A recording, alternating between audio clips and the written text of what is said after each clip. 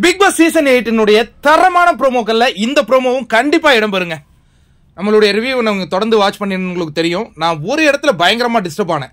தகுதியானவர்களுக்கு சில விஷயங்கள் கிடைச்சிடணும், அதை ஆதரவின் அடிப்படையில் போய் சேர்ந்துடக்கூடாது அப்படின்னு நான் கத்துனேன், கதறனேன். நேற்றையெல்லாம் நீங்க பார்த்துருப்பீங்க. அதே மாதிரி இந்த ப்ரோமோ வந்திருக்குங்க. நான் மாதிரியான ஒரு ப்ரோமோ. சேதன் நான் ரொம்ப அசால்ட்டா கேட்கிறார்.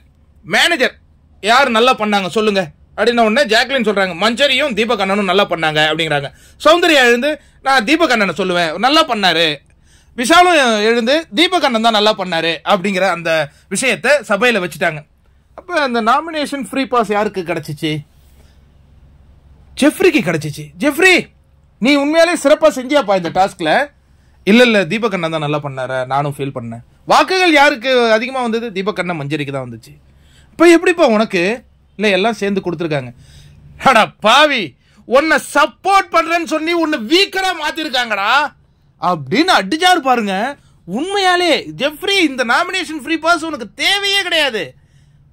இந்த அருண்கிற பையன் உன்னை சப்போர்ட் பண்ண வேண்டிய அவசியம் இல்லை. எப்படி நீ உனக்கு புரியாத போச்சு? அது நீ எப்போதுமே இது கேட்க மாட்டிய. நாமினேஷன் ஃப்ரீ பாஸ் வரும்போது ஒரு முறை டிஸ்கஷன்ல கூட எனக்கு வேண்டான்னு சொல்லி கெத்தா இருந்தில்ல, அப்ப அடுத்த வாரம் உனக்கு ஓட்டுகள் எப்படி வந்திருக்கும்? அதை விட்டுட்டு நம்ம சிறப்பா ஆடி இருந்தோமா, நீ நின்று பேசியிருக்கலாம். நாங்களாம் உனக்கு கொண்டாட்டம் போட்டிருப்போம்.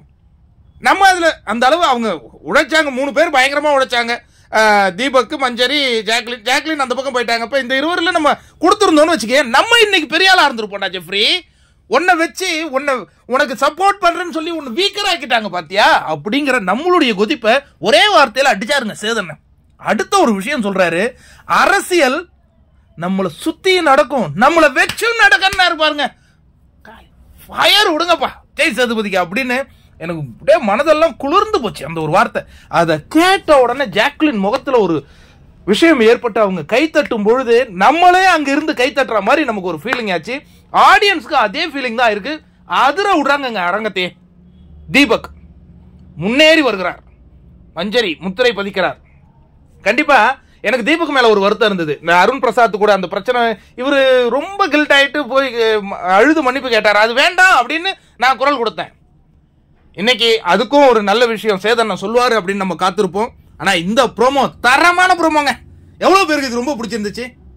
ஜெஃப்ரி, உன்னை சப்போர்ட் பண்றேன்னு சொல்லி வீக்கர் ஆக்கியிருக்காங்க. ஜெஃப்ரி, முடிச்சுக்க.